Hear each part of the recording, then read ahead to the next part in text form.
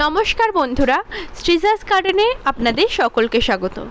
আজকে আমার ভিডিওর বিষয়বস্তু হচ্ছে 2 বছরের গোলাপ গাছকে কিভাবে আমরা শীতকালীন পূর্ববর্তী পরিচর্যা করব। আপনারা যদি 1 বছরের গোলাপ গাছের পরিচর্যা দেখতে চান তাহলে ডেসক্রিপশন বক্সে লিংক দেওয়া আছে, সেখান থেকে দেখে নিতে পারবেন। তো এই গাছটিকে প্রথমে ডালপালা কাটাই ছাঁটাই করব ও তারপর শিকড় কাটাই ছাঁটাই করব। আর হ্যাঁ, এই 2 বছরের গোলাপ গাছ কিন্তু আমরা একটু হার্ডভাবে প্রুনিং করব। আর এই প্রুন করার অ্যাকচুয়াল টাইম হচ্ছে অক্টোবরের 15 তারিখ থেকে নভেম্বরের 15 তারিখের মধ্যে। তো এই টাইমটাই সব থেকে বেস্ট।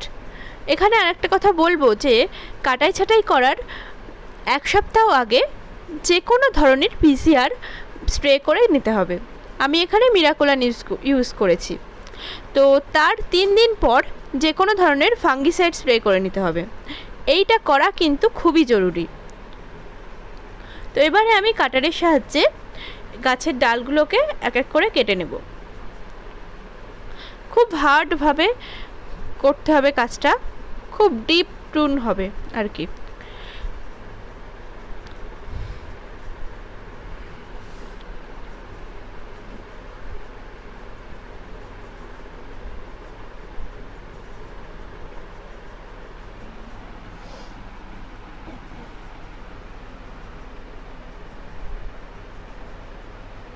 তো ওইভাবে করে একটু অ্যাঙ্গেল করে কাজটা করতে হবে,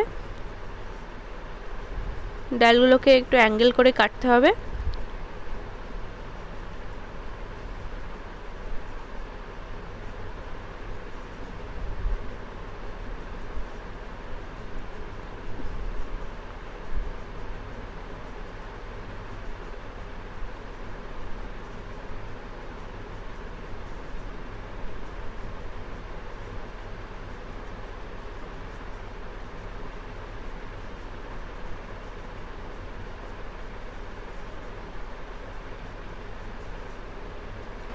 এবার এই কাটা অংশগুলোতে আমি ফাঙ্গিসাইডের প্রলেপ লাগিয়ে দেব,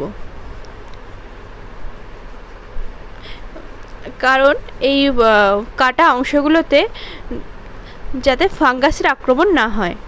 অনেক সময় দেখা যায় এই কাটা অংশগুলো দিয়ে কালো হতে হতে গাছটা পুরো মরেই যায়। এটাকে বলা হয় ডাইব্যাক রোগ।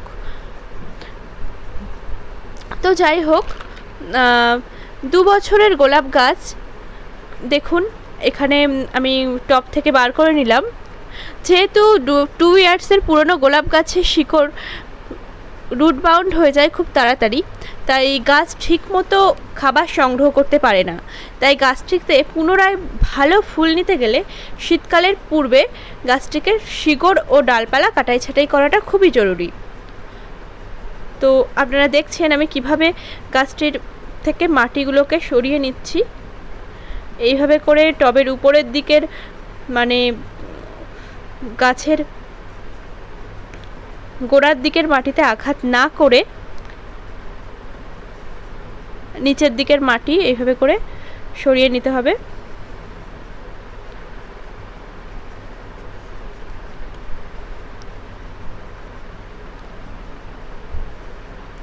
এখানে আরেকটা কথা বলবো যে গাছটি যদি 10 ইঞ্চি পটে থাকে তাহলে অবশ্যই করে আপনারা নতুন আরেকটা 10 ইঞ্চি টব, বা যদি সম্ভব হয় তাহলে 12 ইঞ্চি বা তার বড় টবে আপনারা গাছটিকে রিপোর্টিং করবেন বা প্রতিস্থাপন করবেন। দেখুন এইভাবে করে শিকড়গুলোকে কেটে নিয়ে,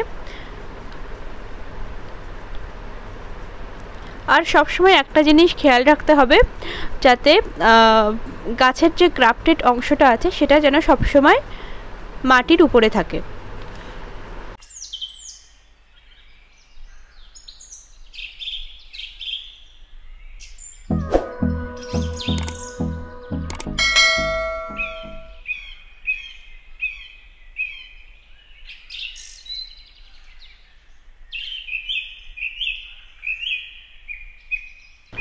তো এবার আমি কাটারের সাহায্যে নিচে যে মোটা শিকড়টা আছে সেই শিকড়টাও কেটে নেব এবং আরও অন্যান্য শিকড়গুলোকে সমানভাবে কেটে নেব।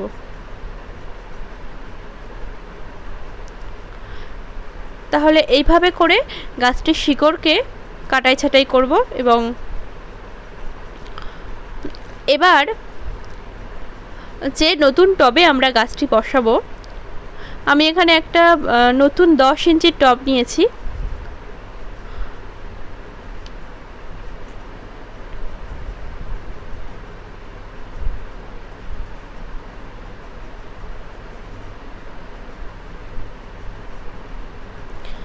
তো প্রথমে যেটা কাজ হবে, টবের ড্রেনেজ সিস্টেমটাকে ঠিক করে নেওয়া। তো তার জন্য টবের নিচে যে দুটো ছিদ্র থাকে, দুটো বা তিনটে, অনেক টবে একটাও থাকে, সেই ছিদ্রগুলোকে খোলাম কুচির সাহায্যে বা টব ভাঙার সাহায্যে বন্ধ করে দেওয়া।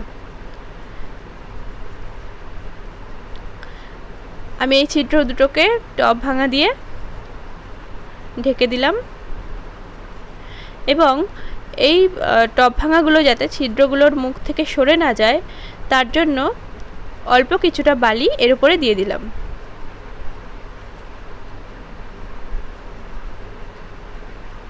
খুব অল্প বালি, পাতলা একটা বালির লেয়ার হবে। আর এই গাছটা বসানোর জন্য আমি মাটি ব্যবহার করেছি, যেটা